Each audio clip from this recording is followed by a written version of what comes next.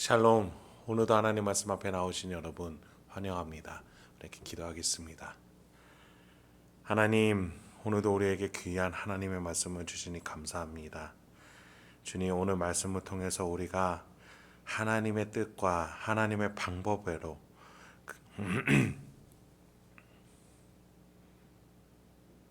샬롬. 오늘도 하나님 말씀 앞에 나오신 여러분 환영합니다. 이렇게 기도하겠습니다. 하나님, 오늘도 귀한 하나님의 말씀을 주시니 감사합니다. 주님, 오늘 말씀을 통해서 우리가 어떻게 살아가야 되는지 주님 알려주시옵소서. 이 말씀 가운데에 하나님께서 우리에게 알려주시고 깨닫게 해주시고 용기와 소망을 품을 수 있는 놀라운 깨달음의 은혜 허락하여 주시옵소서. 그래서 오늘 하루도 세상이 주는 힘이 아니라, 세상의 말이 아니라 하나님의 말씀으로 살아갈 수 있는 우리가 되게 하소서. 예수님의 이름으로 기도했습니다. 아멘. 오늘 함께 살펴볼 말씀 사무엘상 3장 10절부터 4장 1절 상반절까지, 사무엘상 3장 10절부터 4장 1절 상반절까지 함께 살펴보겠습니다. 오늘도 우리의 구원을 위해서 일하고 계시는 우리 주님, 그 성실하신 주님을 찬양합니다. 오늘 본문에서 드디어 이스라엘을 다스리는 자에 대한 자리가 변동이 됩니다. 특히 이스라엘 제사장이라는 그 자리에 해당하는 사람이 바뀌는 본문이 오늘입니다. 물론 어떤 한 자리에서 사람이 바뀔 때에는 여러 가지 이유가 있을 거예요. 그런데 오늘 본문에서는 하나님이 직접적으로 개입하셔서 그 자리를 담당하는 사람을 바꾸십니다. 특히 그 기준은 하나님의 도움을 바랬던 겸손한 자와 하나님의 도움을 바라지 않았던 교만한 자라는 기준이 있었음을 오늘 성경은 말해줍니다. 하나님의 도움을 바라는 자들을 통해 하나님은 이스라엘을 다스리고자 하시는 것이죠. 그 원리는 오늘도 우리에게 동일하다라고 성경은 말해주고 있는 겁니다. 그렇다면 이 사건이 어떻게 진행이 되는지 본문을 통해서 한번 살펴보죠. 10절부터 12절 먼저 보겠습니다. 여호와께서 임하여 서서 전과 같이 사무엘아 사무엘아 부르시는지라. 사무엘이 이르되 말씀하옵소서, 주의 종이 듣겠나이다 하니, 여호와께서 사무엘에게 이르시되 보라, 내가 이스라엘 중에 한 일을 행하리니 그것을 듣는 자마다 두 귀가 울리리라. 내가 엘리의 집에 대하여 말한 것을 처음부터 끝까지 그날에 그에게 다 이루리라. 지난 본문에서 하나님은 사무엘을 계속 부르셨지만 사무엘이 그것을 깨닫지 못하고 엘리 제사장이 부른 줄 알고 그에게 갔죠. 이에 엘리 제사장이 이것은 하나님이 부르시는 것이다 라고 알려주면서 하나님께 어떻게 대답해야 되는지를 알려줬습니다.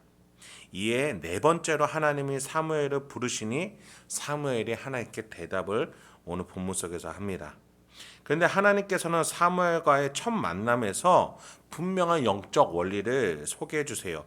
두 귀가 울릴 정도로 깜짝 놀랄 소식이다 라고 말해주시면서 엘리의 집, 그러니까 사무엘이 모시고 있는 상사 이스라엘의 대제사장의 자리에 관해서 사무엘에게 말씀하시는 겁니다. 여러분, 엘리는 종교 영역에 있어서 가장 최상위층에 있는 사람입니다. 특히나 이스라엘은 제사를 중심으로 게다가 왕이 없는 시대이기 때문에 엘리는 곧 이스라엘 전체를 다스리는 자였습니다. 게다가 그에게는 두 아들까지 있었습니다. 그런 한 가문에 관해서 하나님께서 심판하시겠다라는 말씀을 지금 누구에게 하는 겁니까?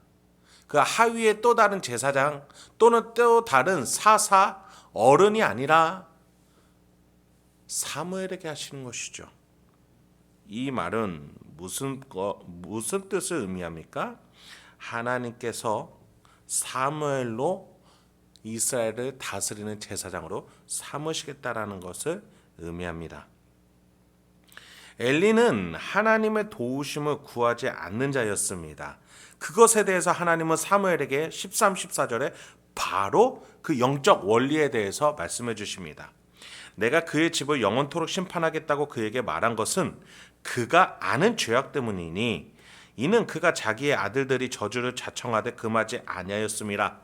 그러므로 내가 엘리의 집에 대하여 맹세하기를 엘리의 집의 죄악은 제물로나 예물로나 영원히 속죄함을 받지 못하리라 하였노라 하셨더라.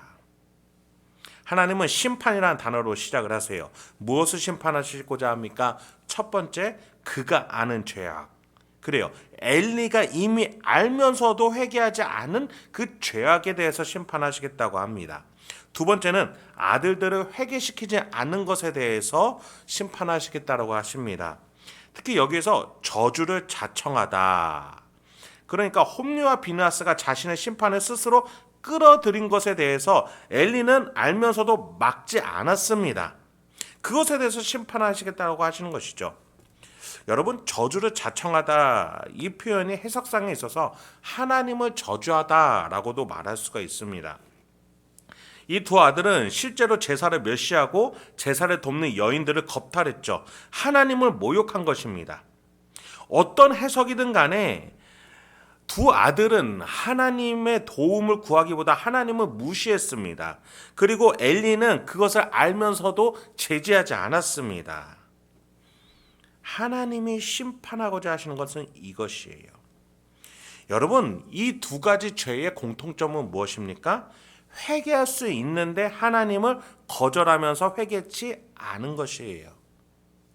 엘리는 그 죄악을 알았음에도 회개하지 않았고 그 아들들의 죄악을 알면서도 금지시키지 않았습니다.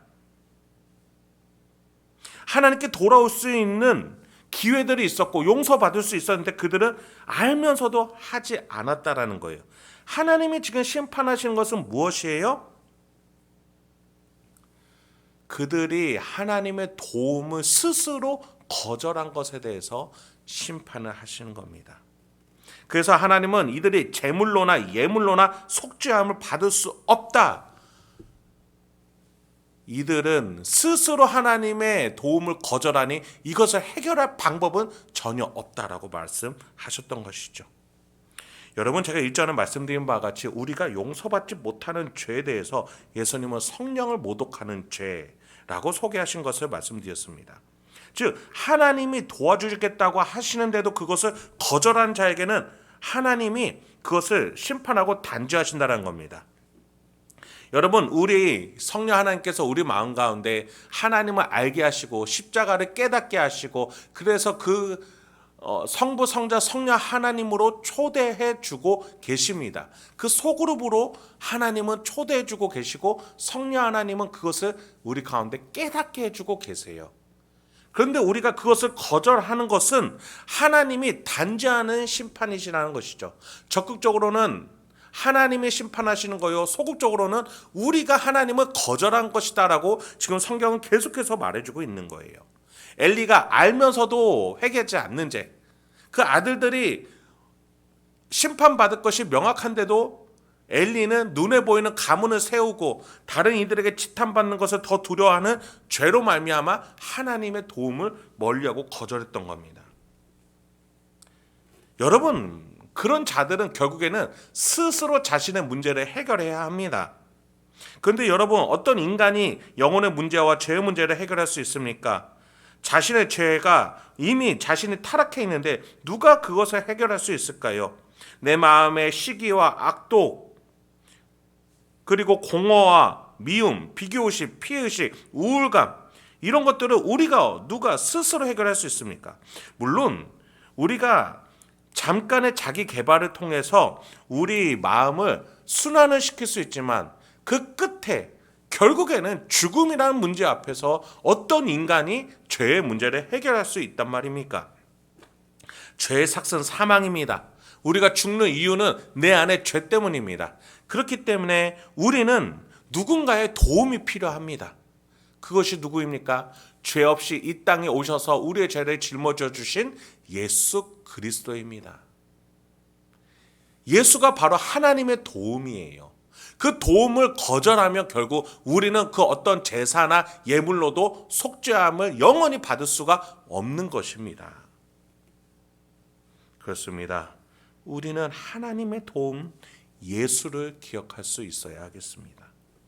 15절부터 18절입니다. 사무엘이 아침까지 누웠다가 여호와의 집의 문을 열었으나 그 이상을 엘리에게 알게 하기를 두려워하더니 엘리가 사무엘을 불러 이르되 내 아들 사무엘아 하니 그가 대답하되 내가 여기 있나이다 하니 그가 이르되 네게 무엇을 말씀하셨느냐 청하노니 내게 숨기지 말라.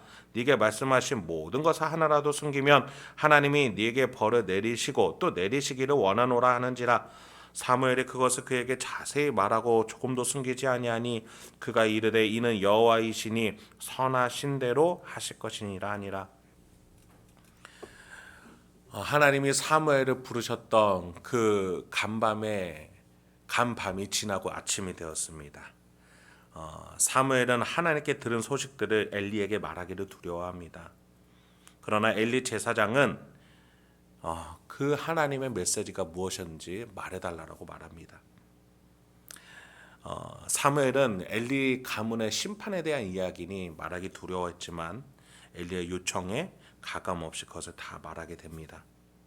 그런데 여러분, 여기에서 우리는 분명히 알아야 될 것이 있습니다. 지금 이 하나님의 메시지가 누구로부터 전해지고 있습니까? 사무엘을 통해서 엘리에게 전해지고 있습니다. 성전에 바쳐진 한 아이의 입을 통해서 대제사장격인, 아니 온 나라의 지도자격인 엘리가 그 이야기를 듣고 있다는 것. 누가 높아지고 누가 낮아졌는지 너무나도 명확해지는 부분이 아닐 수 없습니다. 지금 대제사장, 아니 온 나라의 지도자에 대한 거취를 사무엘이라는 한 아이가 말해주고 있는 겁니다.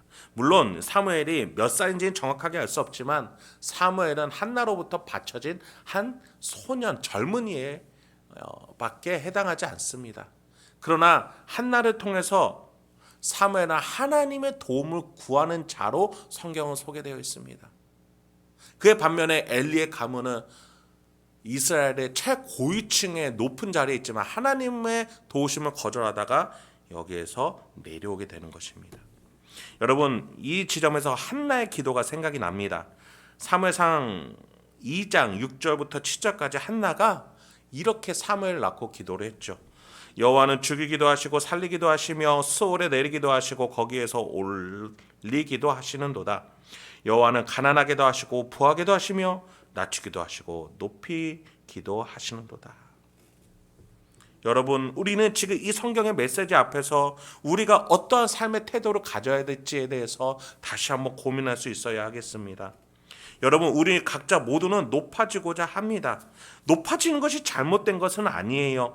조금 더 안정된 삶, 조금 더 지속성이 있는 삶, 조금 더 평온한 삶을 누리는 것은 잘못된 것이 아닙니다. 예수님도 우리에게 복을 얘기하셨고 아브라함을 통해서 복의 근원이 되게끔 성경은 말해주고 있습니다. 그런데 그 복을 구하는 방법이 하나님의 도우심을 통해서인가 아니면 내가 높아져서 나의 힘을 얻는 것인가, 성경은 그것을 분명히 구분하라고 말해주고 있는 것입니다.